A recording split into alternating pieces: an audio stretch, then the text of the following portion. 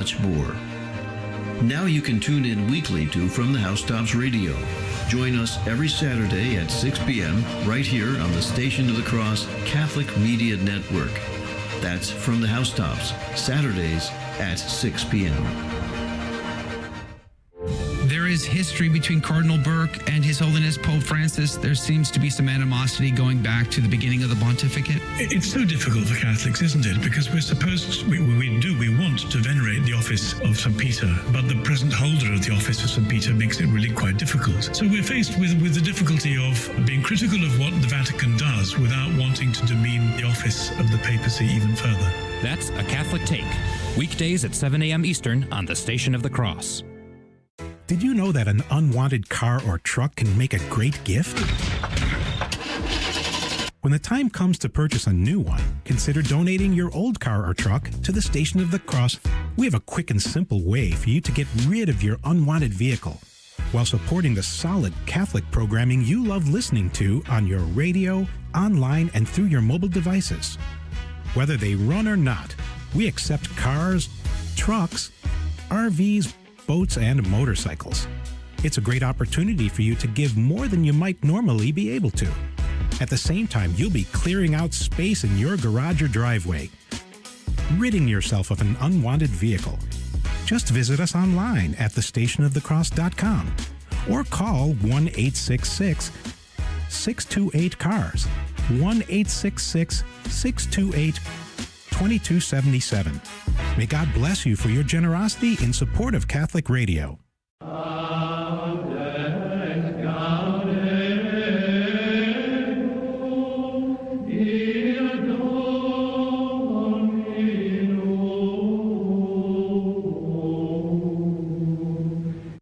Catholic radio has just been a lifesaver for me. I still listen to it every day. I start my day with it. I listen to it all day long as much as I can. I am very grateful for it.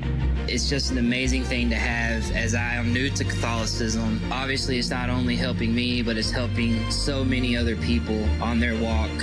Thank you. God bless you for iCatholic Radio. It has changed my life. Donate today at thestationofthecross.com. This is Joe McLean, and you're listening to the Station of the Cross, proclaiming the fullness of the truth with clarity and charity. Heard around the world on your Android and Apple mobile devices. Go into the world and tell every man that you meet, there is a man on the cross. A Catholic Take. What you need to know right now. A bold synthesis of inspiration and information. Keeping you up to date on the news and issues from a courageous Catholic perspective. A Catholic Take with Joe McLean starts now. Praise be Jesus Christ. Welcome to A Catholic Take, a bold synthesis of information and inspiration. I'm your host, Michael Hichborn, filling in for Joe McLean, who is taking a needed and well-deserved vacation. At 14 past the hour, we'll welcome back Dr. Anthony Stine of Return to Tradition to catch us up on news out of Rome and Francis's current trip there. At 30 past the hour, we'll be joined by Jesse Evans of Christ the King Action Ministries, based in the Cincinnati area, to talk about reparation in the face of public degeneracy. We've got a ton of red meat in today's show with a lot to unpack, so let's get started as we always do by turning to Our Lady.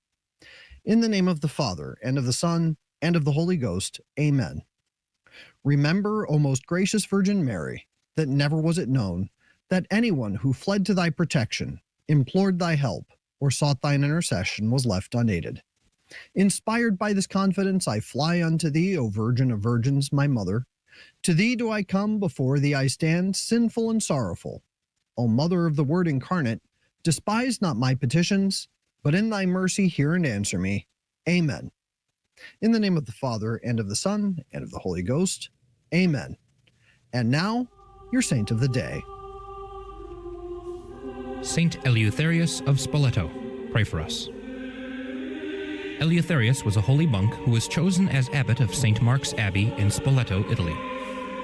Once a boy was freed from possession at the monastery, and from then on he was educated there. Eleutherius proclaimed, with perhaps some pride in their efforts, that since the child was among the servants of God at the monastery, the devil would not dare approach him. The boy was almost immediately possessed once more. The abbot quickly confessed his error, and through fervent prayer and fasting, the boy was again delivered. On another occasion, the holy abbot raised a man from the dead, as attested by Pope St. Gregory the Great. This holy pontiff and Eleutherius were good friends. On one Easter vigil, the Pope was suffering from a great physical weakness and was unable to fast. Gregory asked Eleutherius to pray with him for healing, so that the Pope could fast like the rest of the faithful. The abbot offered prayers and many tears on behalf of his friend, and when the two left the church where they had prayed, the Pope found himself so invigorated that he was able to make the full Holy Saturday fast. Eleutherius eventually resigned his position as abbot and died at St. Andrew's Monastery in Rome around the year of our Lord 585. For more about this day and others in the Church's calendar, visit thestationofthecross.com/saints and seasons. Saint Eleutherius of Spoleto, pray for us. And now, here are your headline news. Breitbart reports FBI raids home of New York City Mayor Eric Adams' top 2 aides.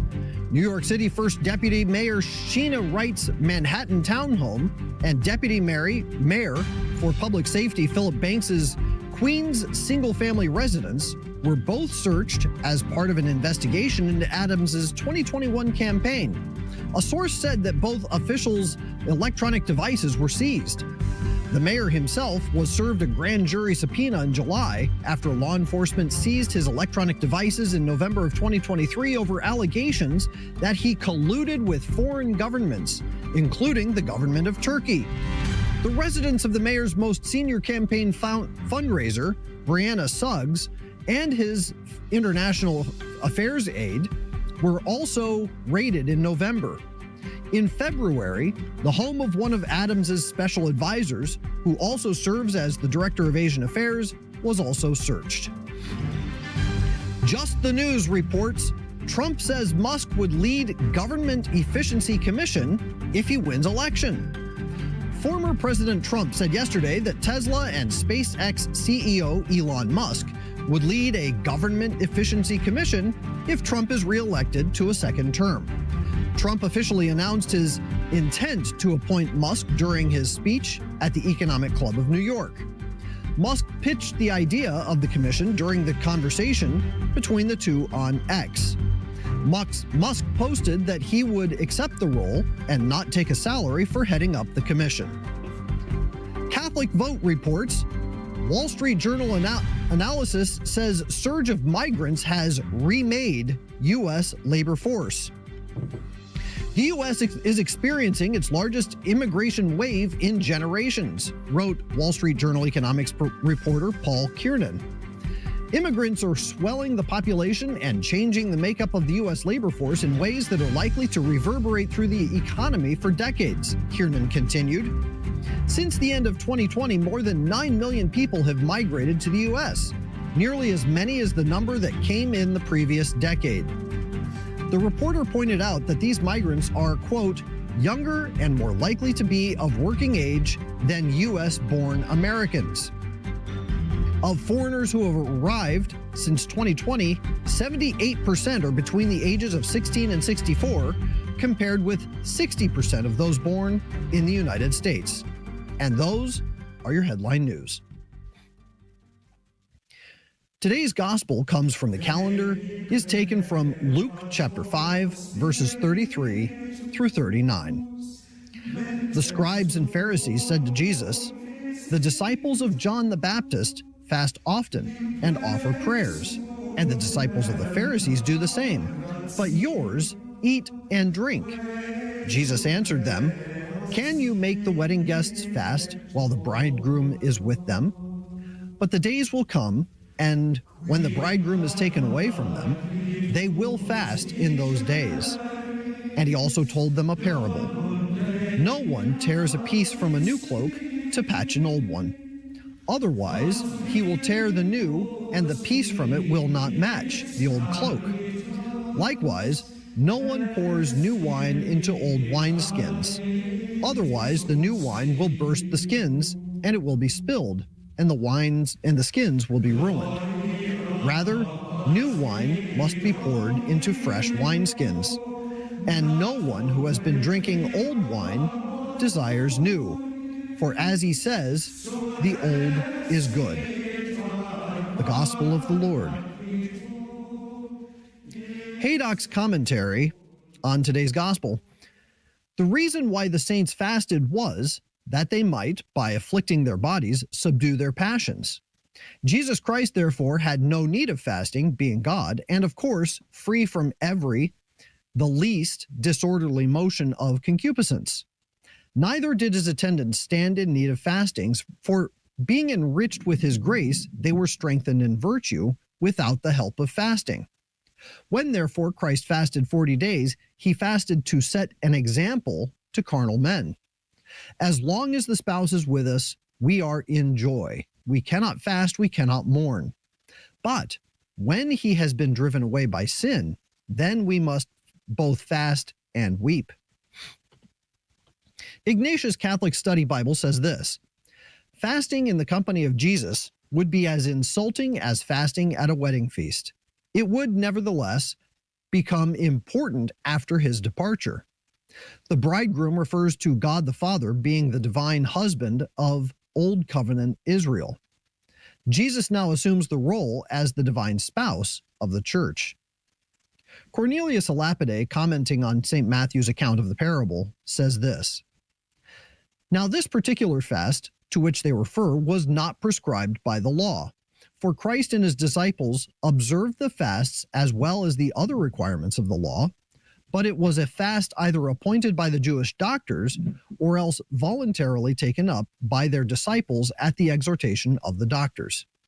Wherefore St. Luke relates that they said, why do the disciples of John fast oft, and make prayers, and likewise the disciples of the Pharisees, but thine eat and drink?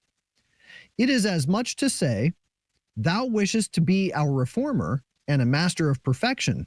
Why then do we fast when thou and thine lead a genial life? St. Mark speaks of the disciples of John in connection with those of the Pharisees. This was because of the Pharisees instigated John's disciples to propose this question to Christ.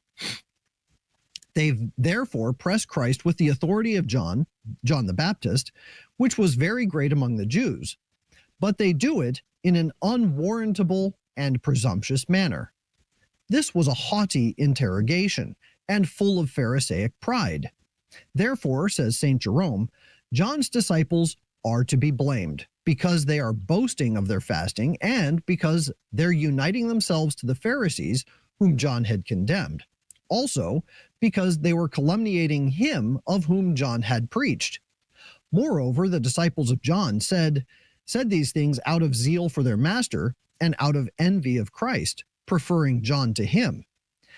We may perceive a like jealousy in certain good men, even now, who busy themselves in extolling their own founder as patron above everybody else. But in this they are carnal and childish, and betray their own secret vanity and arrogance. Thus extolling their master above others, they are really seeking to exalt themselves, such as were the Corinthians, who said, I am of Paul, of Cephas. Such the apostle sharply rebukes, saying, when there is envy and contention among you, are ye not carnal and walk as men? That music means that we're about to take a quick break, but when we come back, we'll hear from a good friend of the show, Dr. Anthony Stine of Return to Tradition. Stay tuned. We'll be back in just 2 minutes.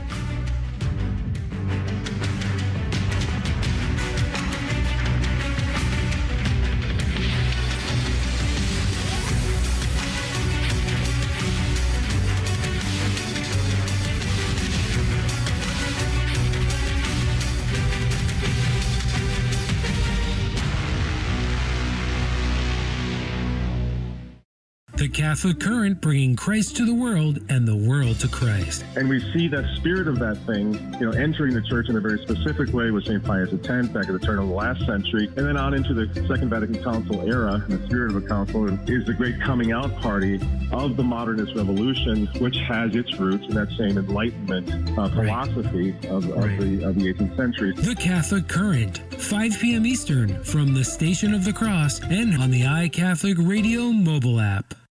Download the app to take our programming with you wherever you go. Hear what listeners are saying about the regularly updated iCatholic Radio app. The programs on iCatholic Radio are uplifting, educational, and have served to deepen my faith as a Catholic. Thank you for this amazing station. Download the free iCatholic Radio app in your Android or Apple store today. If you already have the app, please consider giving us a 5-star review or telling a friend about it.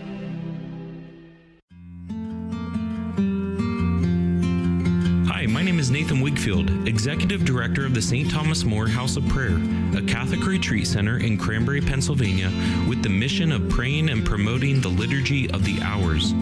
I want to invite you to join us September 27th through the 28th for Vox Sponse, a retreat on the Liturgy of the Hours. In this overnight retreat, you will learn about the historical background and the theology of the Liturgy of the Hours, as well as receive practical instruction for how to pray the prayer of the Church. The cost is $120 per person. This includes talks, meals, and overnight accommodations. To find out more information or to register, visit liturgyofthehours.org/liturgy retreat. That's liturgyofthehours.org/liturgy retreat.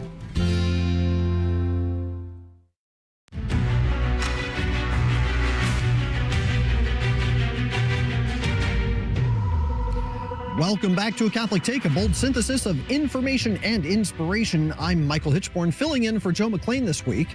We're joined now by our good friend, Dr. Anthony Stine.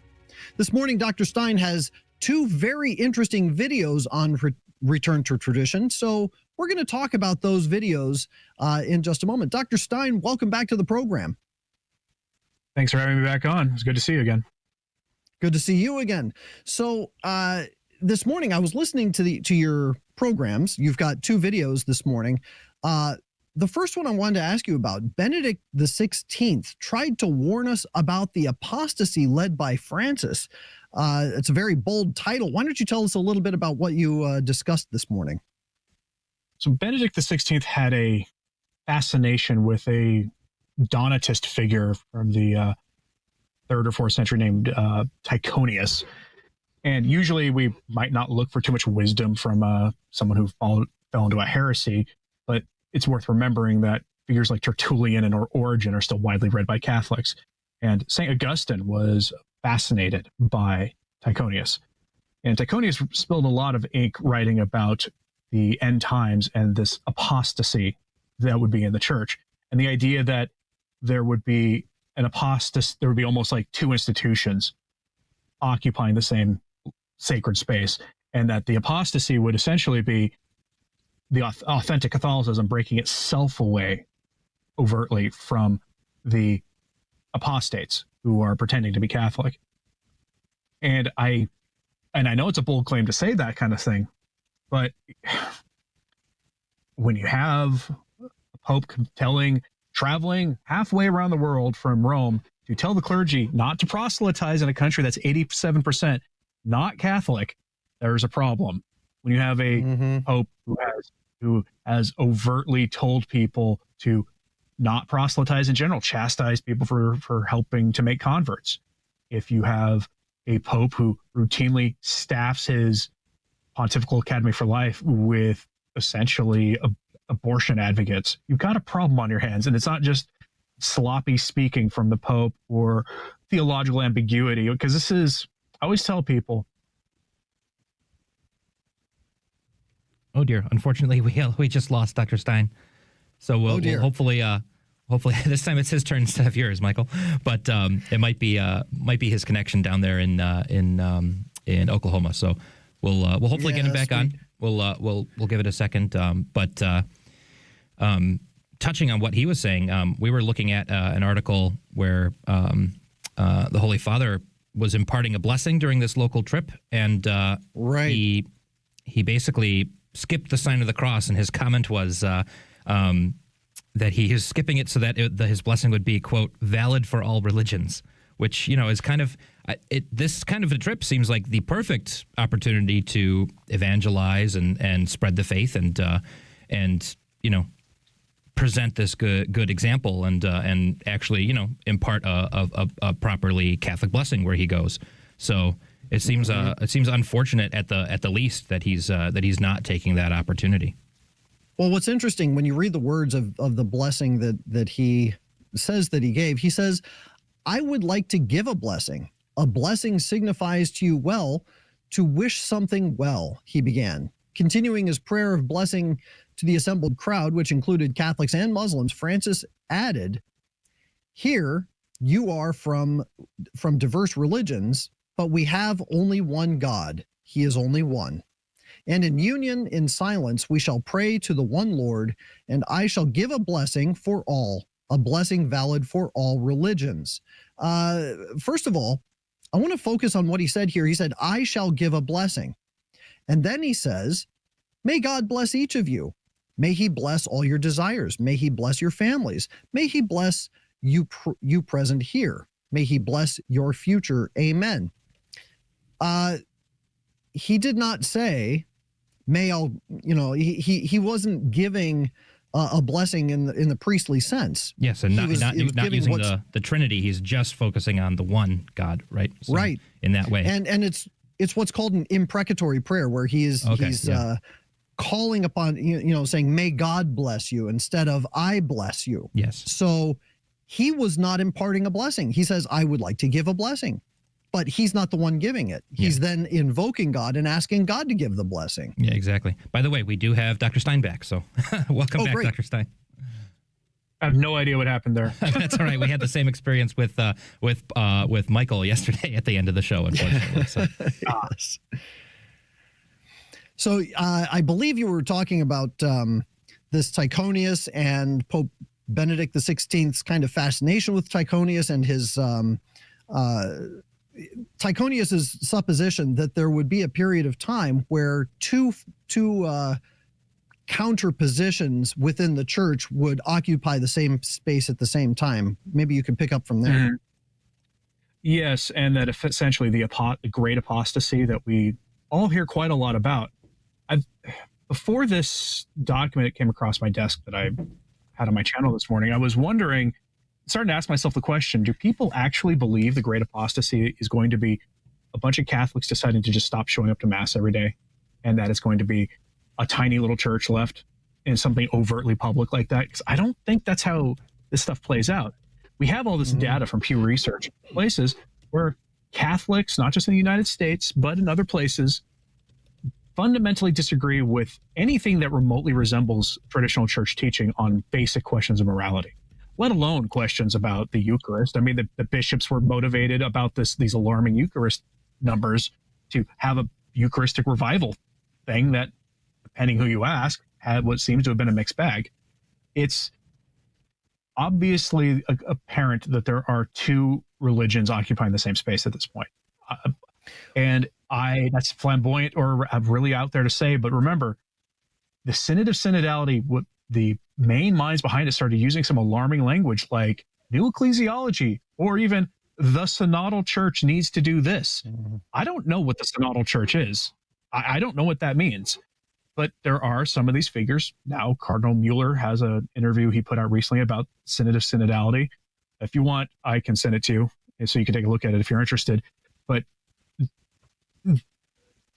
it's clear that there are more people noticing this, especially some bishops, that there's something really strange going on with the synod, more so than what we were told. This is not just a listening session, some glorified listening session, because the Vatican wouldn't be spending untold millions of dollars to do a global listening sessions for the sake of just listening. Well, and they're not just listening to faithful Catholics and members of the ecclesial bodies. What they're listening to also are false religions. And they're talking to people from various diverse backgrounds and having them give their perspective and their presentations to the church and offering their requests, as it were.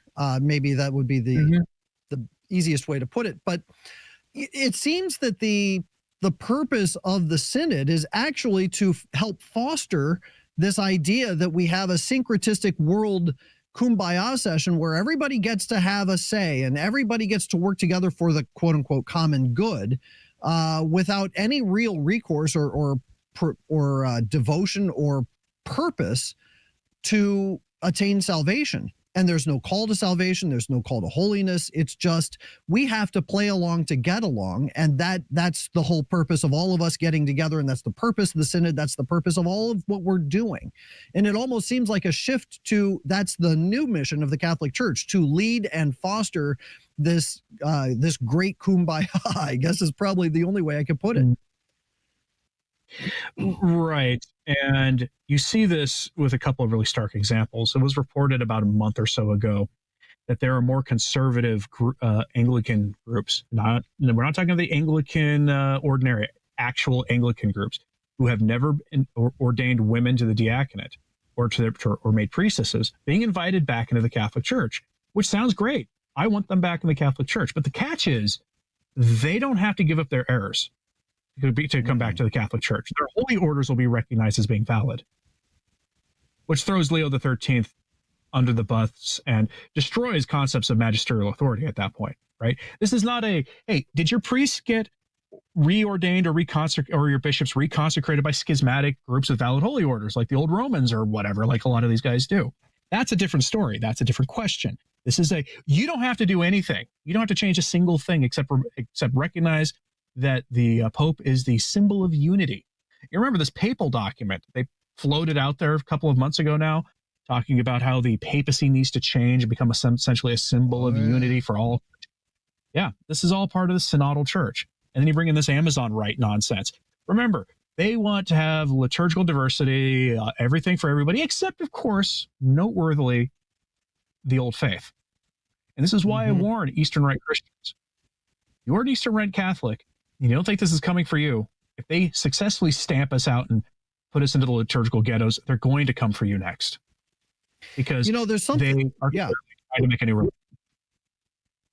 There's something that stands out to me from this blessing that Pope Francis invoked here in Indonesia. He said he wants to give a blessing that signifies to say well, to wish something well. And he says, here you are from diverse religions. And he says, I shall give a blessing for all, a blessing valid for all religions. Now, the problem with this statement is that there is only one religion. And the Catholic Church only recognizes one religion. So to refer all the gods of the Gentiles are devils. Right. Psalms are pretty clear. Exactly. So and he says, what really stands out, I mean, he says he's going to give a blessing valid for all religions. How can you give a blessing to something that is false? Why would we expect a Muslim to take anything a pope says seriously? Like, why would they care?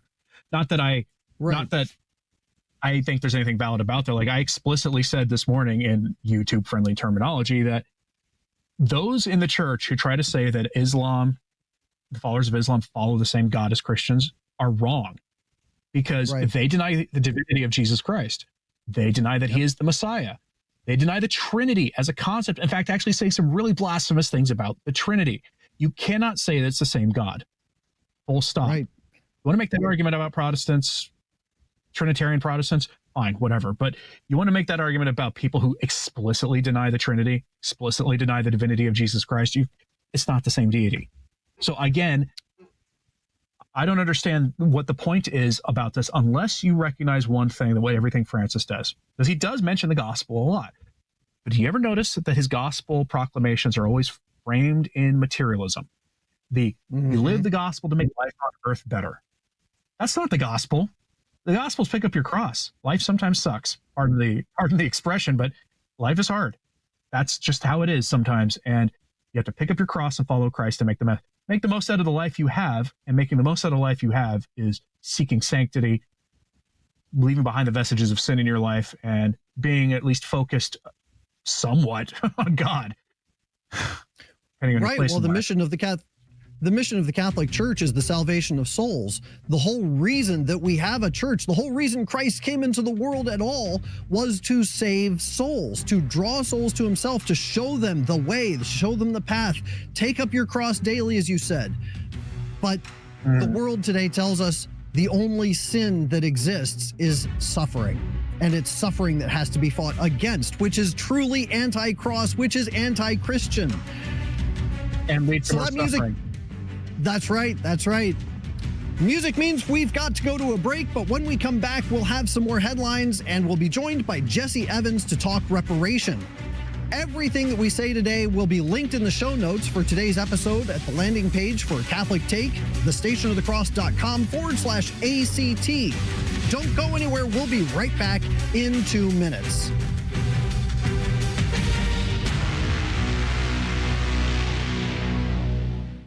The Station of the Cross began broadcasting in Buffalo, New York in 1999. Since then, our listening areas have multiplied and expanded into several states. While our mission is to grow the Catholic faith through radio and other media outlets, our apostolate is supportive of but independent from your local diocese. Through your generosity, we are able to inspire countless listeners with the gospel and help lead them to a parish to be spiritually nourished by the sacraments.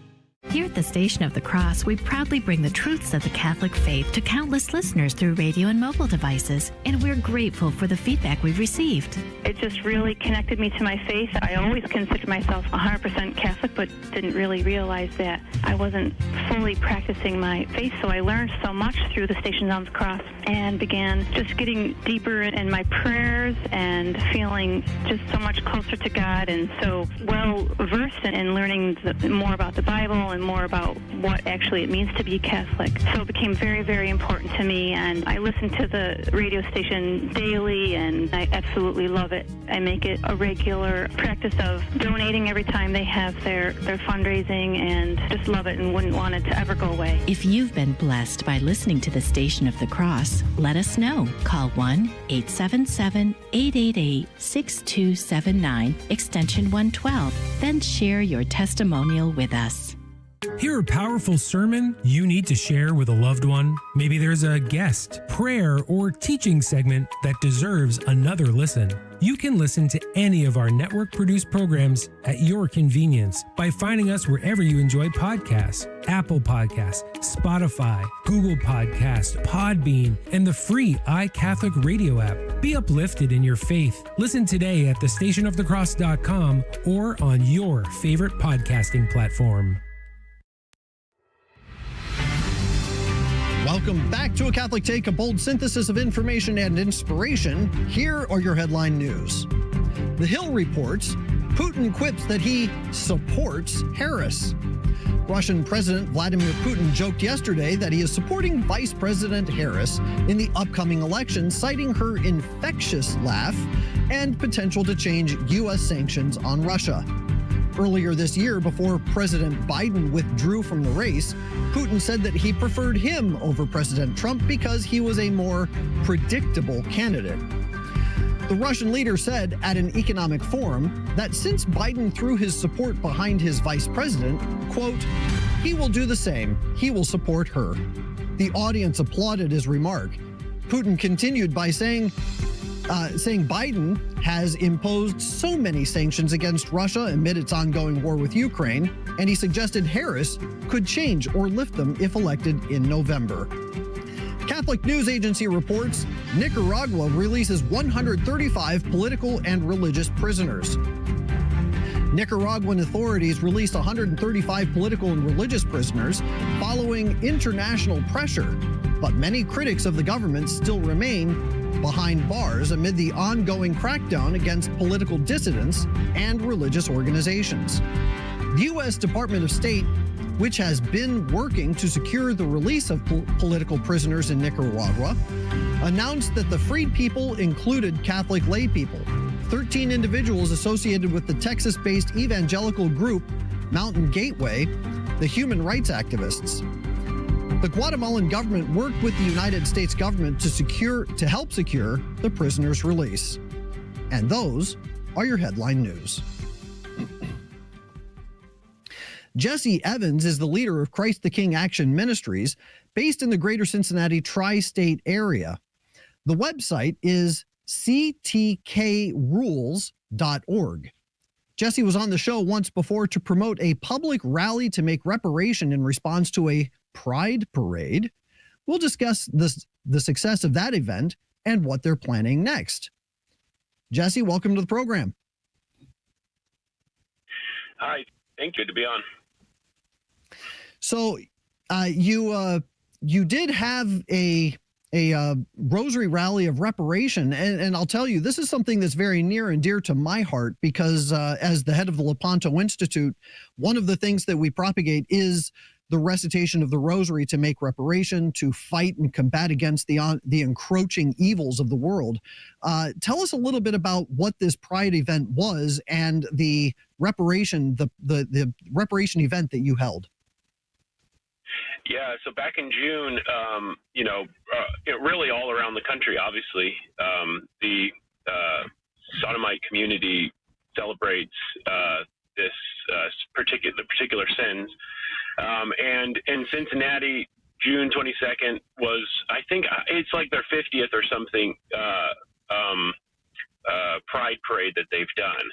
So, and they always start the Pride parade right next to the cathedral. So we just wanted to be out there making reparation for the fact that these sins are being not that they exist and that they happen, but obviously that they're being celebrated and sort of championed and sanctioned and blessed by the state, given this space to march around the city. So, so we had a really good turnout. It was a good showing of Catholic men who came out to make reparation very clearly right next to the parade. So that was awesome. It's exciting to see that there are men sort of stepping up, to answer the need for public reparation for public sins. So it went really well. So how were you able to put out the rallying cry and to get as many men to attend this as you did?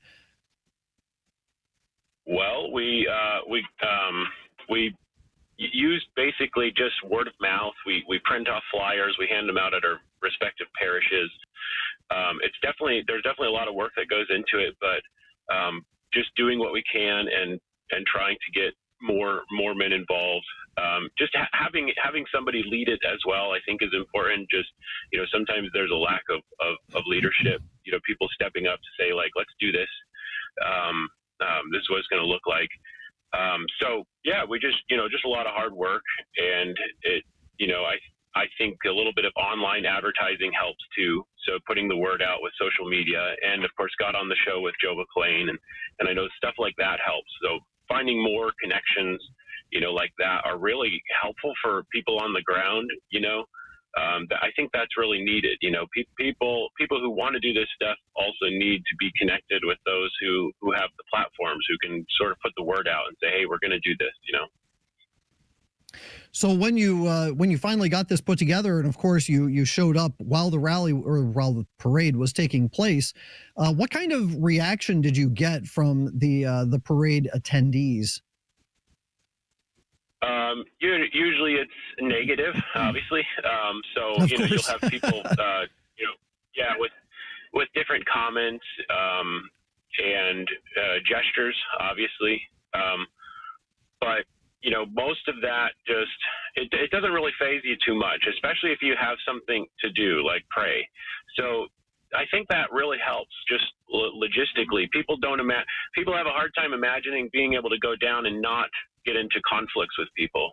But if the primary focus is to make reparation to the Sacred Heart of Jesus, then our focus isn't really on them, and we're not really bothered too much by what they're doing.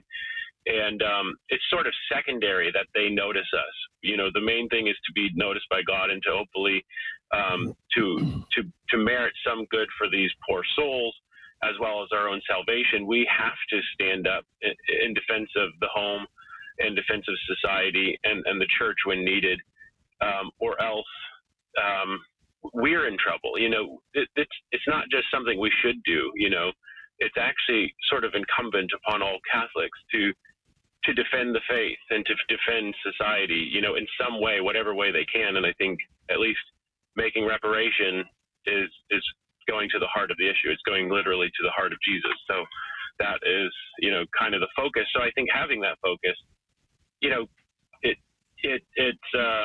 just works, you know. It's easy to get dragged in, you know, pulled into conflicts with people, but when you're focused like that, I think it really helps, and it's the right approach anyway. So your website is ctkrules.org, Christ the King Action Ministries, and you set this up as I assume as the first step to holding this one rally, but I don't think that this is a one-off. It seems that you're right. Continuing your mission and you're promoting these rosary rallies. Tell us a little bit about what it is that you are attempting to accomplish and how you are going to accomplish it.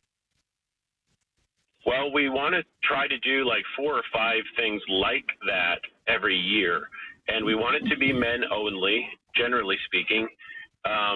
We want it to be robust and just thoroughly Catholic, so lots of prayers, almost liturgical, but we're just laymen, so really we're just going to pray the rosary typically, maybe, you know, chant some songs in Latin, but typically just pray the rosary and march or stand in a certain location. But we want to try to do 4 to 5 a year, basically to assert the importance that Catholic men need to take up public space and to affirm the faith when it's being undermined and, you know, spit upon and hated so much in everyday life in the revolutionary times that we live in. There's a need to affirm the faith. So, and that was we know that was something that people stopped doing, you know, basically since the 60s, that there was this new orientation to kind of leave the cross that we're supposed to be united to, that we're supposed to take up, you know, socially, and to go down into the valley, so to speak, and make friends with the world. But, you know, we're not going to be their friends, you know, and I think that's a danger. You know, there's a real danger there. So that's the call, that's the idea with these 4 to 5 a year, is to do something, you know, public as a way of affirming the faith. So the next event is September 14th. We're going to be doing another men's rosary martyr on the Feast of the Exaltation of the Holy Cross. So the call for this particular event is for Catholic men to take up their cross in defense of the home and defense of society and our beloved church. So that's September the 14th, which is just a week away. Yeah. And hopefully, so this is taking place in Cincinnati. Do you have any kind of any intention or any response to people who might want to do this in their own localities? You know, maybe to replicate what it is that you're accomplishing there in Cincinnati. What advice would you give to somebody who would want to do that? Yeah, I mean, basically you just got to find a band of brothers. It should start with men, you know. Really, this is a call for men to take up their place in the street, you know, in the public square. But, you know, it starts with having, you know, a brotherhood, and that's where it goes. It's really actually hard work, because I think most men, you know, tend to, you know, you finish work and you want to go home and relax or whatever it is. There's always going to be some reason to feel like you don't want to go socialize with other men, but that's the big battle in and of itself, is just doing, you know, building a community of like-minded Catholic men who want to take action. So it starts there, I think. But there are a lot of people who are being inspired to do similar things, and we're noticing it's starting to become a little bit of a phenomenon, I guess you could call it. It shouldn't be. It's just Catholics doing Catholic things, but it's starting to take, you know, and I think it starts with the brotherhood. You got to find even just a couple guys who will do it with you, you know, who will commit to being there. And then if those few guys can start getting other men, you know, who take their and understand that we're up against, a lot. It's these kinds of events too that help galvanize and create a real Catholic community, because, talking and worrying and spinning our wheels about the problems in the world and in the church, that's not masculine behavior. If it's coupled with action, then it is. But there needs to be action. So I think without action, we get depressed actually as men, and we get hopeless, and then we get angry, and we can't help but just continue to spin our wheels, but we have to have some action that we take. And this is pretty fundamental Catholic action, just to show up and pray in opposition to the evils that are happening. So your first event was in opposition to a pride event. So there was something that you were opposing in this particular prayer rally. But the September 14th, what was it that precipitated the choice of that date? That's I'm glad you asked that, because this is not specifically a reaction to anything in particular. It is more general. And it's also, done on a very great feast day. The Feast of the Exaltation of the Cross is a perfect opportunity to take up space publicly with our crosses, with our crucifixes and our sacramentals and our flags, and to do something publicly for God, because that is what the cross, or the crucifix is sort of a reminder of. But in revolutionary times, like post-revolutionary France, they took down the crosses everywhere, and we're living in post-revolutionary times where, again, we're being told we don't have to take up our cross. We should be friends with the world rather than be hated by the world like our Lord. And so this is an opportunity just to remind us of that in a very tangible, real way. And we are responding not necessarily specifically to anything specific, but to the ever darkening of the world we live in, And I think that pressure that we're all under with how bad things continue to get globally and locally, we know that we have to be taking action, and we can't just wait for a provocation. There's enough provocation that we should be in the streets every day, defending our faith, standing for Christ the King. So that's the idea behind the date. We have all of this beautiful stuff in the church's calendar.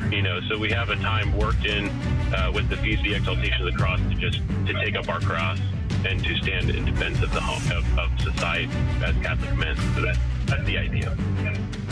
Today is First Friday, which is a perfect day to be talking about reparation.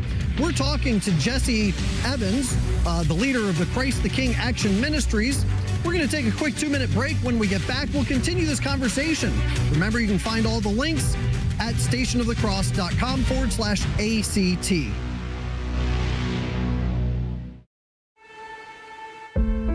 Please join Father Mark Noonan in praying the Litany of Humility. O Jesus, meek and humble of heart, hear me. From the desire of being esteemed, deliver me, Jesus. From the desire of being loved, deliver me, Jesus. From the desire of being extolled, deliver me, Jesus. From the desire of being honored, deliver me, Jesus. From the desire of being praised, deliver me, Jesus. From the desire of being preferred to others, deliver me, Jesus. From the desire of being consulted, deliver me, Jesus. From the desire of being approved, deliver me, Jesus. From the fear of being humiliated, deliver me, Jesus. From the fear of being despised, deliver me, Jesus. From the fear of suffering rebukes, deliver me, Jesus. From the fear of being calumniated, deliver me, Jesus. From the fear of being forgotten, deliver me, Jesus. From the fear of being ridiculed, deliver me, Jesus. From the fear of being wronged, deliver me, Jesus. From the fear of being suspected, deliver me, Jesus. That others may be loved more than I, Jesus, grant me the grace to desire it. That others may be esteemed more than I, Jesus, grant me the grace to desire it. That in the opinion of the world others may increase and I may decrease, Jesus, grant me the grace to desire it. That others may be chosen and I set aside, Jesus, grant me the grace to desire it. that others may be praised and I unnoticed. Jesus, grant me the grace to desire it. That others may be preferred to me in everything. Jesus, grant me the grace to desire it. That others may become holier than I, provided that I may become as holy as I should. Jesus, grant me the grace to desire it. Amen.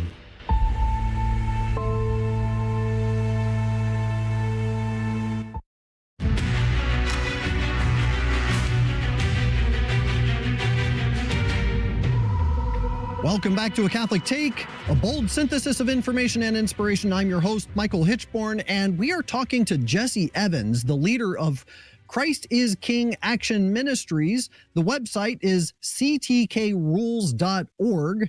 Now, Jesse, I am looking at your website, and I got to say, your About Us page is just packed full of red meat. It's just great stuff. You start off by saying Christ is King Action Ministries of Greater Cincinnati Tri-State area.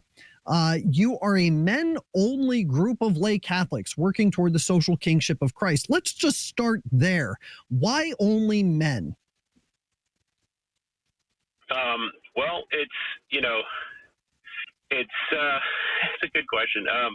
It has to do with, I think the just the natural law, as well as the concept of men being heads of homes. So, as our leaders continue to fail in more ways than one, both ecclesial and civil, things keep breaking down and working down the chain of command, so to speak. I think this is at least our attempt to continue to work within, a clear understanding that hierarchy is how God works. So, we want to, as men, take up the call and not, pass the buck. So we're looking to make, to take action in defense of the home and of society. And we primarily understand that to be the role of men, properly speaking. Not that obviously it's not, all of that is not, there's a great need for women to support that, with their role in the home specifically. But that is the idea. So we're trying to, as heads of homes and as like the next rung, as things keep breaking down through, to answer the call and to be public in defense of the home and of the family, and I think society, and that can't fall to women, or else society is basically at an end, So I think that's the idea behind it. Absolutely. In fact, you say, inspired by Blessed Charlemagne of the Holy Roman Empire, and in response to the request made to the King of France by heaven through the visions of Saint Marguerite Marie Alacoque, as well as the teachings of the Holy Pontiffs and the doctrines on Catholic action and the social kingship of Christ, Christ is King Action Ministries is the current form of the Catholic counter-revolution. Absolutely. This is, as you were talking about the need for leadership from men, and then, of course, the support from women, but not to have them out there on the front lines, reminded me of the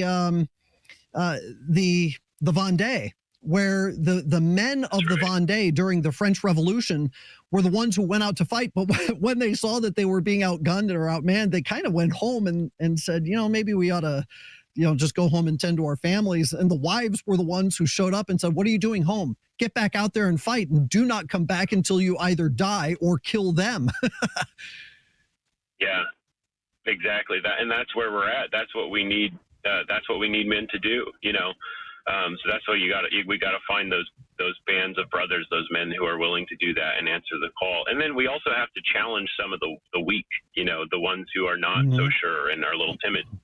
We need to show them that, look, like that you're not going to be safe back at home. So yeah, I don't know that culturally, we're in, it's an absolute mess out there. So we need to stand up, as men, and defend the home and the society. So yeah. Well, and here on your goals, and I think that it's really crucial that you list very clear, concrete goals. You state your first goal is to resist secularism i.e. Americanism, globalism, Freemasonry, and sexual degeneracy. This is a fantastic goal because it's one of the things that we fight against at the Lepanto Institute. And then from there, you say that you desire to reclaim our patrimony, our religion, history, language, and culture, and then restore. So resist, reclaim, restore. Talk about these goals just a little bit. What is it exactly? Yeah, go ahead. Yeah, I mean, I'm new to the Cincinnati area. I moved up here in just a couple years ago. I've always been kind of from Ohio in the Midwest, but I came to understand that Cincinnati in particular is a very robustly Catholic city and area. It's northern Kentucky as well. That there's just a rich history here, specifically with the German immigrants. But even going all the way back to like the original diocese was Bardstown, and that was actually a lot of French missionaries who established that part of the country. So there's a French and German heritage here. And this is one of the reasons we also chose Charlemagne as a sort of patron, tying together those themes as well, going back to the Holy Roman Empire. And if you look at the crest of Charlemagne, which we have, we've created a crest for our group that also has some of the symbolism that's in his crest, which has a very Germanic side on one side, and then a very French symbolism on the other side. But the call to resist, reclaim, and restore is really just to do the mission of our Lord, which is, and I think we have that in there as well very clearly, that Christ came to reorder all things. So often Christ is kind of called like a revolutionary or something like that. This is not the right word. Obviously, he came to restore all things and to the proper ordering of things that had been destroyed by Satan and by sinful, wicked men who are motivated by the devil rather than by the proper ordering of things. So we're all about restoring proper order. And in order to do that, we first have to resist because we're essentially behind enemy lines. We have to reclaim things that were stolen from us, taken from us, birthrights, that have to do with the faith and things we used to know. I mean, a lot of it is knowledge that we've had, taken from us, and that's a huge part of it, and so that's what we do. Like one of the big actions we take is monthly. So we're not just doing these types of public reparations, where one of the primary things we do is we meet monthly as men to kind of strengthen our understanding of our cultural and religious patrimony, as well as challenging each other to continue to stand in defense of the faith and live a holy life. So, I mean it's a multi-fronted battle, that we have to wage against all of this, and I think those three ideas sort of summarize it all. The resistance and the reclaiming, and then the restoration of all things in Christ, which is just to continue the mission of Christ as best we can. So, yeah. And as an organization that is of men and by men and for men, and the leadership of men is at the forefront of everything that you're doing, I assume that you're getting support from your local priests and the bishop. Would that be an accurate statement? Well, we're sort of new still, and we're still trying to sort of garnish some of that. We have some support from various priests around the area, but things are challenging, as you know. So there's actually a policy that we have that we are a lay Catholic movement, and we're not looking to do anything outside of the authority of the church. But at the same time, we aren't looking to basically seek approval for every little detail, since what we're doing is motivated by the proper Catholic focus. So we would like to have the blessing of the bishop. We would like to have the blessings and the cooperation of priests, but we feel that we can begin to take action on these things, and that that yeah, that essentially at the heart of it, we're a lay Catholic movement. So, we're not waiting on that, but at the same time, we do have some support. And unfortunately, we also are unsure, if that will stay, in place. But we aim to do everything, at least indirectly, under the authority of the church. So. Thanks so much for being with us and waking up to be with us early on this day. This is Jesse Evans of Christ is King Action Ministries. That's the end of the program for today. Remember, everything we discussed is linked on the show notes. Join us for the after show on the video streams and take part in the conversation directly through chats on YouTube, Rumble, and Facebook. So what did you think of today's show? Let's discuss that right now in the after show. Your take on the after take. Comment, interact live with me and the team. All you need to do is search for one of our live video feeds on Facebook, YouTube, Rumble, Twitter, LinkedIn, and elsewhere. Simply search for the Station of the Cross, Joe McClain, or A Catholic Take. I'm looking forward to seeing you and interacting with you directly. It all starts right now. It's the after show. And we're back. Welcome to the after show. Sorry, Michael, if you were saying something to me, I completely missed it because I was. Oh no, I was just saying we're full of cutting it close to the edge today. Yes, you're really embracing your inner Joe McClain here on the last day that you're substituting for him. And I believe we have Dr. Anthony Stine back on with us for the after show. So perfect. I am here. There, excellent. This is fun. This is exactly how we want to spend a Friday after show. Is talking about whatever it is we talk about. Right. I really love. It seems like all week the show topics have really all just been congealing together in a great way, with you bet. With the themes and of course today's First Friday. So what could be better than discussing the importance of reparation? But today's show just went by so fast. Yeah, I know. Jesse's great. It's he knows what he's talking about, and he knows how to get it done and discuss it and promote it, and it's quite inspiring to have him on and to just even read that About Us page. I can't wait. I'm going to link it up in the show notes as I work on these. But for everyone should check out that About Us page on their website and take that as inspiration for your local communities as best as you can, because it's just great. I mean, I'm a sucker for anything Charlemagne and Holy Roman Empire. As you can tell, I pronounce it the way that Charles Cologne pronounces it because I've listened to too much of him. So not that there's ever too much of Sir Charles, but we just had him on. Joe just did an interview with him a couple weeks ago. Actually, he was on talking. Oh, nice. So it was good. But thank you for joining us. Kind of last minute, Dr. Stine, to jump on and discuss stuff with us. It was good to get you on with Michael because our first attempt fell through due to a variety of technical difficulties. I think you said even you were having issues and wouldn't have been able to join us that day. So I'm glad it worked out. I think I was also at the worst of the whatever it was I had last week. Were you sick as well? Oh yeah, I was sick. It was I lost 8 pounds in a week.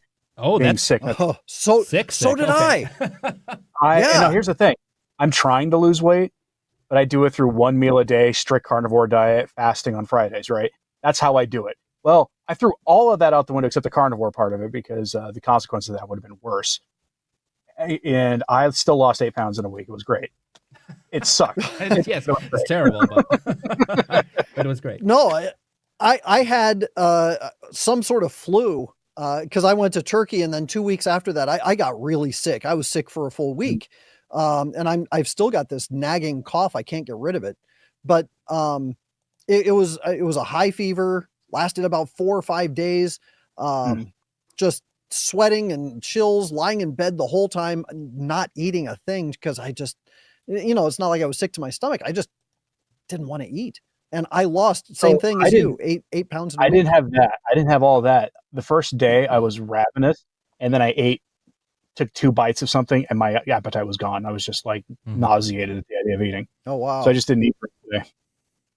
And one of those rules about fasting, by the way, Friday fasts and things, a decent confessor will tell you those rules generally go out the window if you're so sick that you're losing weight. Yes. Right. Yes. Right. They don't apply. There's a reason it's restricted with age and with health.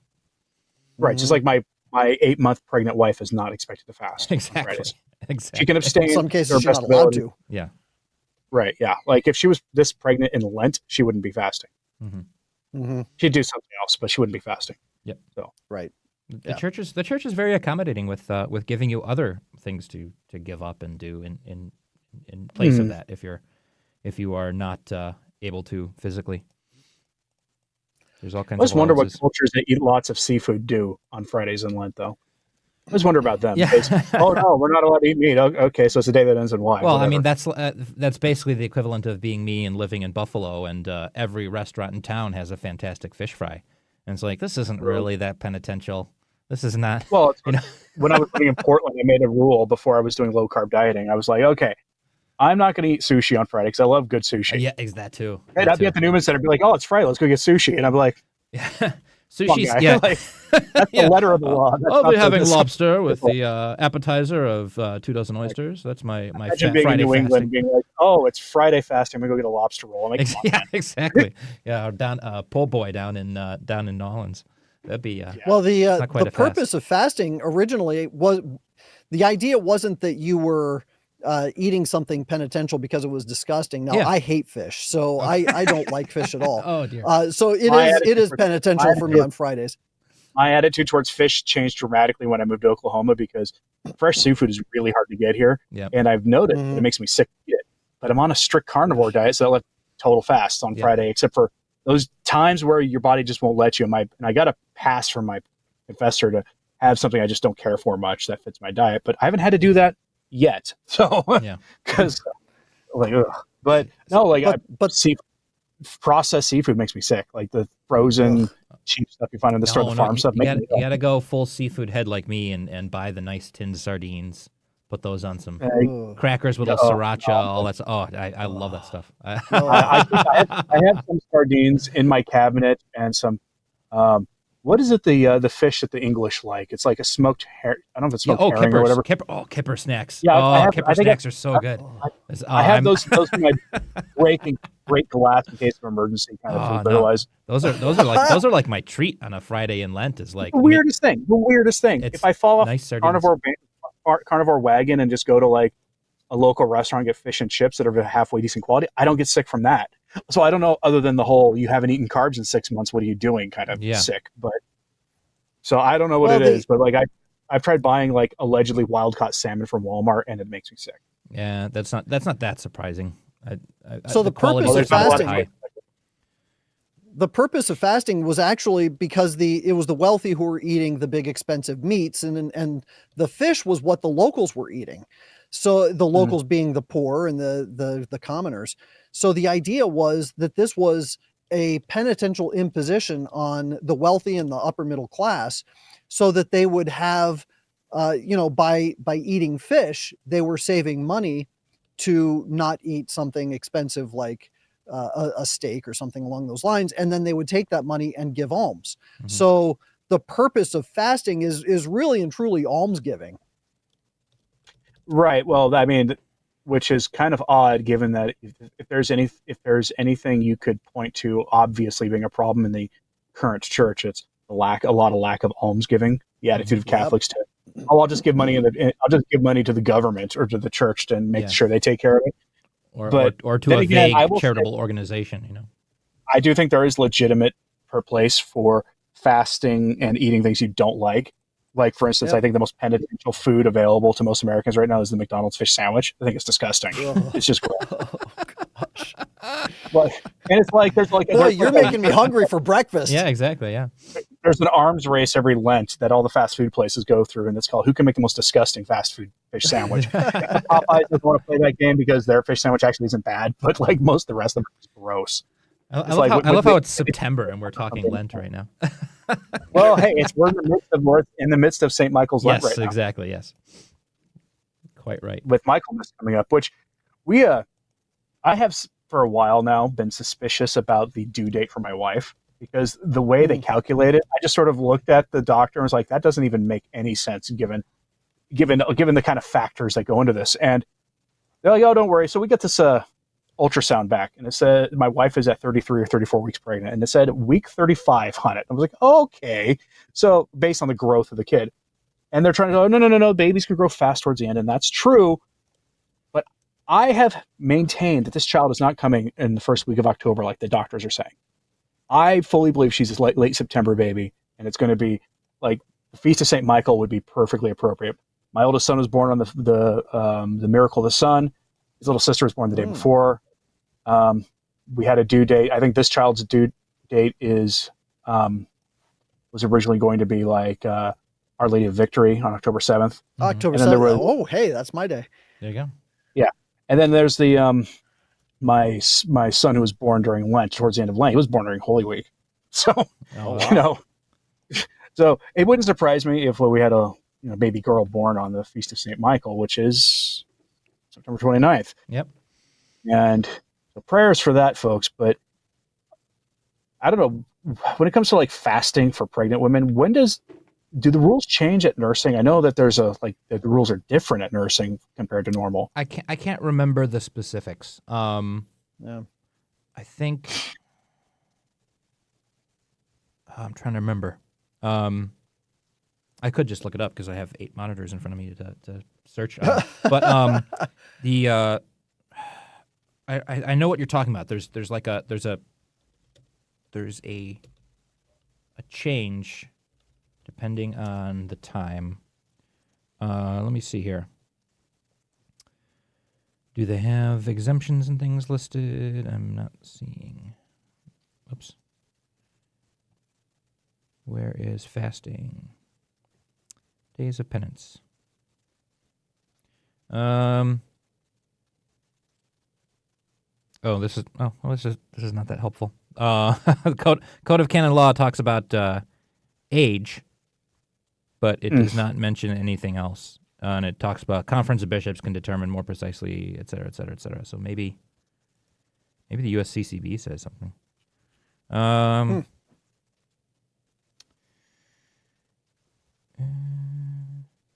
Just says age 14 onwards, and the norms on fasting are obligatory from age 18 until age 59. And it doesn't say anything about the health-related things. Maybe that was an older thing because the fasting rules used to be stricter. Well, I mean, remember the fasting rules are practically non-existent anymore. Yeah. At least because you're still the local conferences, a lot of them.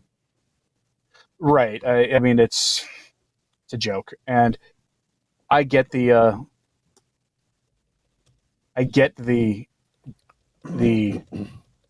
need to adjust the rules as time goes on. Like some people want to go back to black fasts and things. I'm like, well, a lot of times in the pre-industrial world, what were you doing if you were living in an agricultural agrarian society in the middle of winter? You were feeding your livestock, and that was maybe about it. I mean, maybe go out in the fields and pull rocks out of the ground or something to prepare for the coming planting, if the weather permitted. I mean, if the ground is frozen, you're not doing anything out there. So I get the rules changing a little bit, because if you're going to go work in a smelting factory, you might need to have a little more energy than what you're getting from your cabbage water, your bread. Mm-hmm. But I don't know, when you start taking a look at all the changes that happened after Vatican II, most of them in isolation, 1 or 2 things wouldn't have been a big deal. But you put them all together and you realize there's something pretty seriously wrong. Yeah. And now it's just like, well, whatever. It seems to be the rule for almost anything. Yeah, I mean, right? Especially because you take into account, like, even the justifications used, like the thing, like saying, oh, we want people to do more penance and more voluntary things, and we want more of this to be done, so we're going to take away all the requirements to do it. And then, then of course no one's going to do it because there's no requirement to do it, so almost no one's going to do it anymore. Like the reasoning used in those in a lot of these decisions, like it seems to be justifying it from a good intention, and then all you have to do is look at the result to see what it really meant. The 1917, I'm not seeing anything about details for illness or health or pregnant women, and in fact, it's actually saying from age 21, the law of fasting until his 60th. So it actually got lowered in the current law.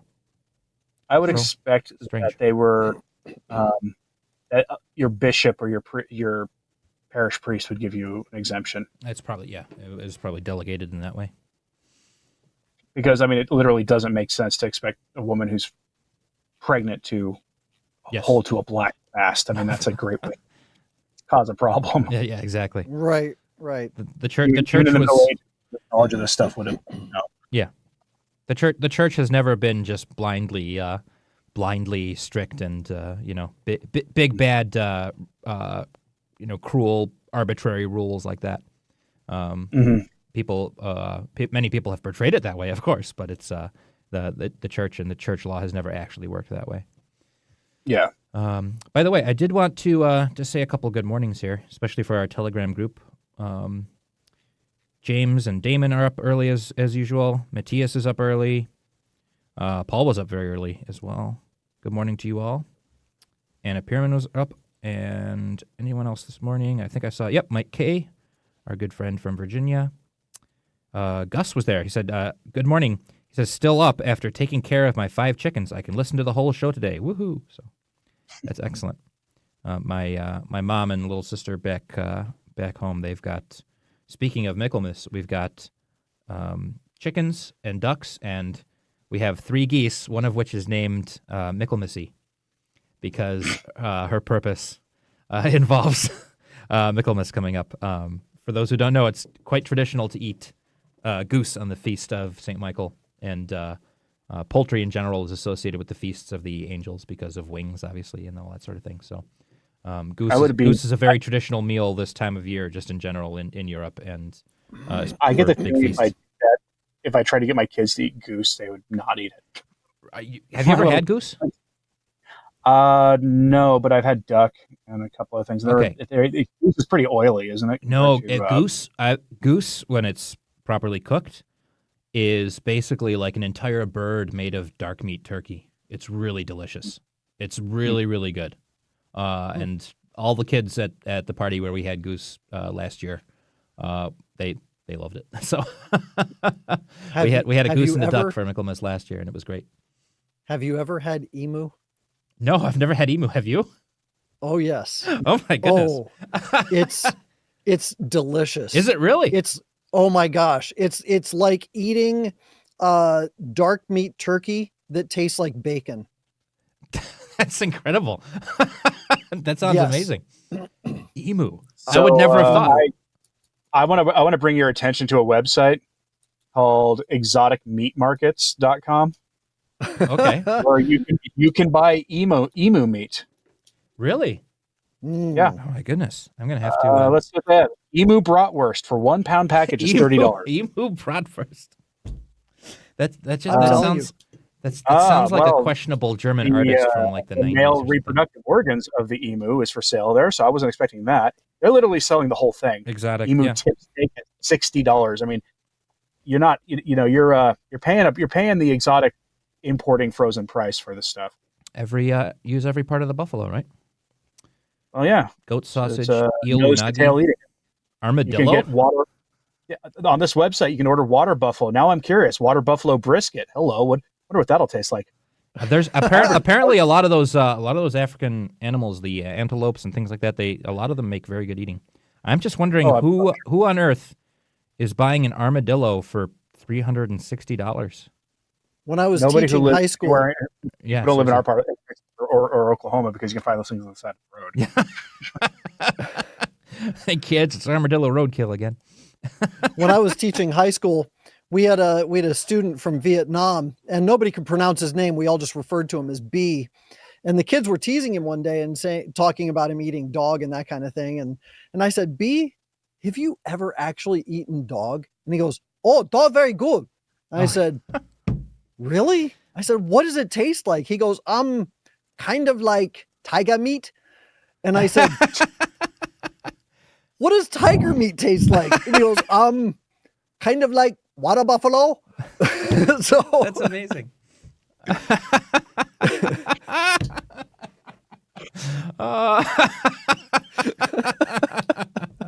That's excellent. Okay, so here's the question. obviously, famously, there's an exemption during Lent. On Fridays, you can eat meat technically from alligator. In South America, you can eat meat from capybara. In Minnesota, you can eat meat from the muskrat. Yep. Because they're all creatures that are considered more aquatic than land. Can you eat meat from a water buffalo? It's a water buffalo, so doesn't that count basically as seafood? Like it's his close cousin to a cow. Modern bison. Darn it! I thought I could pull one over on the USCCB, but maybe not. I look at that website and I go, ooh, $120 for a bison brisket, or a water buffalo brisket. But the problem is, I'd get it, I'd cook it like a brisket, and it would taste like the gamiest attempt at Texas barbecue you'll ever try. And you got to cook these things right. It's like with venison. You got to cook it the right way to have brisket. Only has one way to cook it. Brisket's got one way to cook it, and that's low and slow. Mm-hmm. That's the only way you can cook it. And there's like 5. Wonder if they sell manatee. I did not see manatee, but they actually have a seafood section. This is Joe's going to be so jealous when I tell him that we spent a whole after show just talking about different kinds of meat. All right, so they have eel, unagi, lionfish, moonfish, parrotfish, something called the Seafood of the Month Club, and shark meat. Now I'm very curious about shark meat because sharks are hunted to the point of almost extinction in some places. Yeah. People like it. And just generic shark meat for a pound. Now, they could be that they're farming sharks. I mean, certain sharks wouldn't be hard to farm. But Janice asks, why are we talking about meat on Friday? and then Yvonne says, possum meat is greasier than bear. I don't want to ask how you know that, Yvonne, but... this website will sell you muskrat and nutria. There you go. Jumbo frog legs. And iguana. Iguana is a type of lizard, which is something you can do on Friday. Bobcat stew meat. Ugh. Rattlesnake sausage with rabbit and jalapeno. What a crazy website. People are strange, aren't we? it's just the right kind of thing. Like, I think I'm doing something special when I buy like a higher grade pork or something from some online website, which I haven't done in a few years. They say you can buy raccoon meat here. Why would you buy raccoon meat? Like I just like. It's like that. To me, this is the weird thing. Is like a lot of this. It's like, okay, I can see why people were eating this when they were kind of desperate for food, and this is the only thing they have around. Why would you want to buy it specially? I guess maybe if you gained a taste for it, that's the only thing I can assume. But there's no reason even to buy goat on the internet. You just go to a taqueria and you can buy goat there. Usually. Yeah, exactly. It's not that weird to eat. Yeah. So the nutria are very similar to South American capybaras, but taste much better. It claims. I would think that they're covered by capybara for an exemption. Yep, I would guess. Some of these food recommendations are going to cause me to disappear only because I'm going to turn the same shade as my green screen. Yes, exactly. Janice says beaver is very greasy. Or she hears that beaver is very greasy. Yeah, a lot of people are talking about possum. Yvonne says Pinewood, South Carolina has a possum trot festival. Oh, man. There's a rattlesnake festival in southwestern Oklahoma. I keep meaning to go to it sometime, but I have to wait till I'm done with my diet and manage to get my body to accept carbs again, which probably is a multi-year process because pretty sure, given that it's Oklahoma, everything's going to be breaded and deep fried. Yeah, and in general, like this is the big issue is I do think just based on people's experiences here versus in Europe that American carbs and grains and things are just of lower quality. They're just not as good for you as they are in Europe because I know of people who are basically celiac in the U.S. but can eat bowls and bowls of pasta over in Europe. There's some kind of difference there. I don't know if maybe it's maybe it's bacteria, like local bacteria or whatever the issue. It's the pesticides they spray it with and the genetic modifications they do to it. Yep. That's why they should go to Italian import stores and buy pasta there. Yep. You can do that. There's stuff that's packaged in product of Italy. You can buy it there. Just make sure to check the label to make sure they're not selling you some American corrupted version of it. Yeah, exactly. Because there are places in Europe where they eat tons and tons of carbs and they're not getting obese the way Americans are. It's just, it's not that the kind of the food that's to blame. It's, you know, the quality and the processing and the amounts and that sort of thing. You know, it's people in areas, you know, and cultures that eat what those areas and cultures have always eaten are always going to be healthier than people who are like eating literally everything or just you know, only eating out from restaurants and things like that. It's not just the fast food; it's other restaurants too. But when I went to Turkey at the end of July, the interesting thing was that apparently American food is not allowed to be imported from America into Turkey, not because of you know, sanctions against the United States, but because they actually have a nationwide ban on certain things like high fructose corn syrup. Oh, sure. Or a lot of the additives and preservatives that are found in American foods. Mm-hmm. I'm not an advocate for following Europe's lead on policy, with the exception of a lot of their food additive policies, because Yep, same here. We're serving toxic junk. I mean, give you an idea here.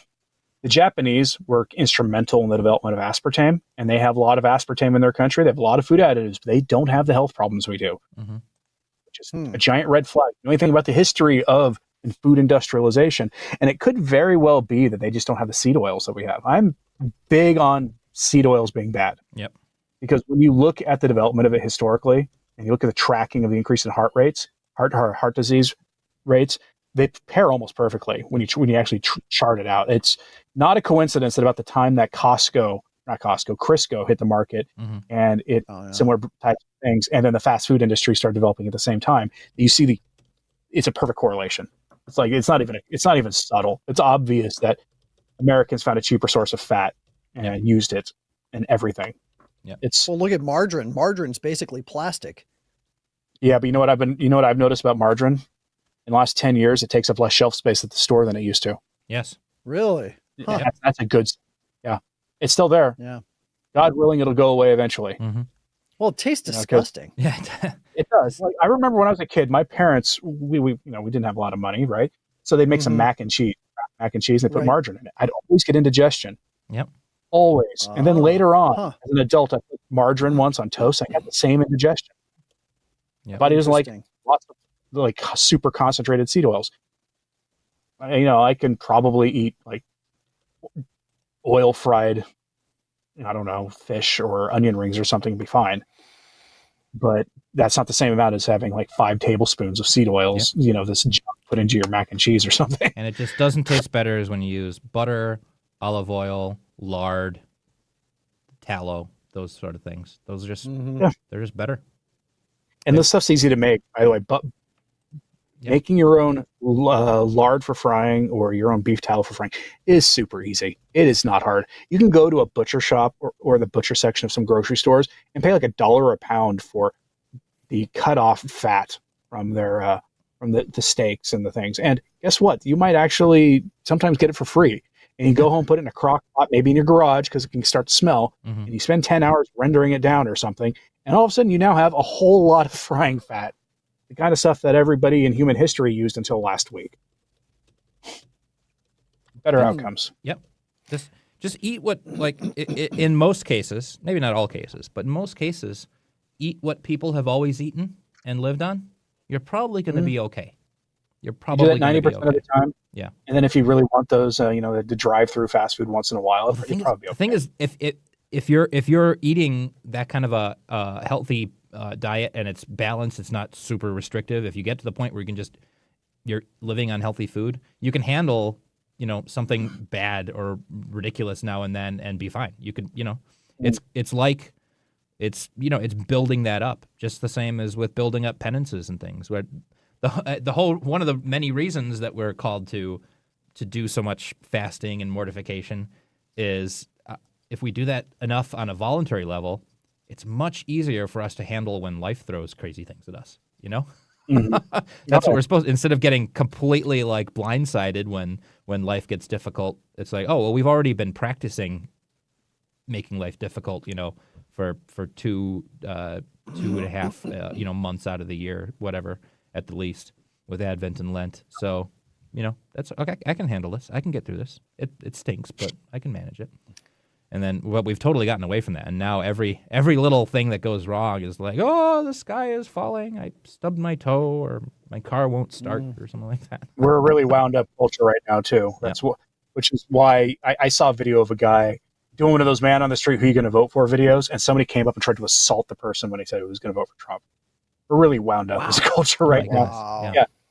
And all that stuff, by the way, is the best campaign material for Trump you could ever imagine, because that stuff always goes viral. Yep. And you always see it always goes one way. Yeah, exactly. And people start asking, do I want to be on the side of the lunatic who wants to, I don't know, put little kids on odd drugs, we'll say, since I think we're on YouTube right now. But do you want to be on that side? No, it's like that. It's like that meme of there's people on one side of a line and people on the other side of a line. There's a fellow kind of standing in the middle, and the person on the one side of the line, like basically pushes him and says, "You extremist, you Nazi bigot," or whatever. And the guy falls onto the other side of the line, and the people on the other side kind of catch him, and he's going, "Oh, thank you." And the people on the other side of the line say, "Why are you siding with evil extremists?" That meme is literally RFK Jr. siding with Trump. I know. That's literally how that happens. Exactly. He's he said all he had to do, he's liberal. He's a total liberal. All he had to do was say one really thing. He's really good on nutrition and on. All he had to say was one position that was contrary to the mainstream. You must believe this secular orthodoxy. And suddenly he's a evil Nazi bigot just like Trump. And so he broke the 23rd commandment of the Democrat commandment list. Exactly. Yeah. There's this. I feel like their list Thou shalt not question Ukraine. Yeah, that one. Thou shalt not condemn seed oils. Thou shalt not condemn the pokey treatment. Thou shalt not question the narrative. Exactly. That's pretty much it. You cannot. Now, people should pray for Robert Kennedy Jr. to actually the Catholic Church's teaching on all the things he disagrees on, all the social issues. Yeah, because Kennedy's family, pro-abortion, he's all of that. I know he's a liberal Catholic still. Yep. Mm-hmm. Pray for him to have that awakening. Exactly. But at the same time, I would love him to be the Secretary of Health and Human Services. Right. Put him in charge of what he's right on, right? Right. Well, there's that, and there's also a meme going around of showing the current secretary, or assistant secretary, who's we'll call it a very confused person, to say the least, a man with a long wig on. That type, you know what I mean? That person, and then the other one has a picture of Robert Kennedy Jr. without his shirt on, because I get ads in my Facebook feed of him endorsing bodybuilding supplements. Okay, yeah, the guy looks the part too, not like he's on special supplements, but peak performance for a man his age. Yes, naturally. Exactly. Yep. That's what he looks like. And there's just the question that the meme just asks is, who do you want for your health secretary? And I'm like, come on, that's not fair, but it's just who do you want to be talking the public face of public health in a country? And it reminds me of back in the 90s when Arnold Schwarzenegger was he was like an advisor to Bush Sr. on public health. Oh, probably not the best person for that too, because he was a big fan of steroids. But you don't say.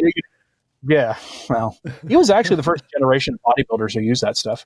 Mm-hmm. If you look at the bodybuilders who won all the championships the decade before, they were pure natural guys who 6 days a week were doing a carnivore diet, eating eggs and beef. That's all they ate. Yeah. And then one day a week they'd have their bread and they'd have their other stuff. Arnie says when he was young and starting out, his post-workout meal was an entire roast chicken and an entire pitcher of beer, which sounds very Austrian. I think he was emphasizing that was like when he was young and just starting out. Obviously he got a lot more specific, and those guys. When you're 16 years old and you have everything in your favor to gain muscle mass rapidly. Exactly. It's a little different when you're in your 40s. Yeah. I mean, that's like what they there was an interesting story I was hearing about the British navigational engineers who built the railroads in England, the first railroads. Mm-hmm. They were called navies, short for navigational engineers. And it basically took 2 years to train them, and they just ate beef and beer, and they just trained them to be so strong they could work for hours on end digging these railroads out of the countryside and tunnels and all this sort of thing. and that was how the first railroads in throughout Great Britain were built. And it's kind of like modern, maybe not even bodybuilding. I would say closer to modern, like strongman, type of routine where you're just bulking up on muscle with tons and tons of protein and the carbs for energy, and it's just Pope impressive. Francis just landed in Papua New Guinea, by the way. That happened. Papua New Guinea. Where's he going? He's been to Papua New Guinea, but he still hasn't been back to Argentina. Interesting. But he talks about going back, but I don't think he's ever going to. I don't think he'll make it. There's a lot. I don't think he'd get a warm welcome there because if you just go read that book I keep telling people to read, The Great Reformer, get a first edition copy, and you'll see exactly why he doesn't go back. Because his track record there. Well, when you help the now gone regime, you're usually welcome back. Yes. Even if they tolerated him when he was there before he became Pope. Yeah, good point. Well, we're coming up to the end of our half hour here. Michael, I know I'm sure you've got a lot of stuff to get to. I'm going to take a nap. Yes. Thank you so much for waking up early this whole week and last week as well to fill in for Joe. Yeah, it's been great. I've really had a good time. Yeah, it's been really good and a lot of great guests. Maybe you have a future in radio, and I don't know. There is the Lepanto Institute YouTube channel. Exactly. Those you watch, yep. Go subscribe there because you do something there periodically, don't you? Oh yeah. I do a regular show once a week, and then every once in a while, when I get around to do video editing, I'll put out a video report. Otherwise, we just write them out. Yeah. But check that out, Lepanto Institute. That's you can find it all of their. Just search for Lepanto Institute on whatever platform, and that'll come up. You guys be sure have to the put same it in names quotes. Otherwise, so it's not separated. Okay. Well, put Lepanto Institute in quotes if you do a search because it doesn't show up on search engines. If on Google, that's not surprising. Google but hates us, on Twitter, on YouTube, you have the same handle basically. It's at Lepanto Inst or at Lepanto Institute and lepantoin.org. Check that out. Of course, check out Return to Tradition. Most of our listeners are quite familiar with Dr. Stine's good work as well. So, but Joe will be back on Monday, and I have no idea who his guests are going to be because normally Joe does all the guest booking. And he hasn't updated the guest list on my end, at least. So he's going to have some fun. Yeah, I'm sure he's already done it. No, he's been busy traveling and say a prayer for his daughter. By the way, she was one of the kids who came on his trip, and she's been under the weather the last few days of the trip. So, but pray for their safe return home if they're not back already. And we'll see everyone on Monday. Should be fun to find out who he's got because I really don't know. It'll be good. And again, thank you, Michael. And glad we got our Lepanto Institute Return to Tradition show after all. Yeah, you bet. Filled in that slot nicely. It's funny. I never would have expected that I would actually be hosting a radio show at any point in my life. Although when I was growing up, my friends used to laugh at me because when I'd read the rules for a game or something, they're like, "You have a radio announcer's voice." So it was, hey, at least you didn't get told you had a face for radio, right? That's true. It's been fun. It's been a great time, and it's just great to keep the show live and not just be running encores for everyone. So, all right, God bless you all. Thanks for hanging out. Have a blessed First Friday, everyone. We'll see you on Monday.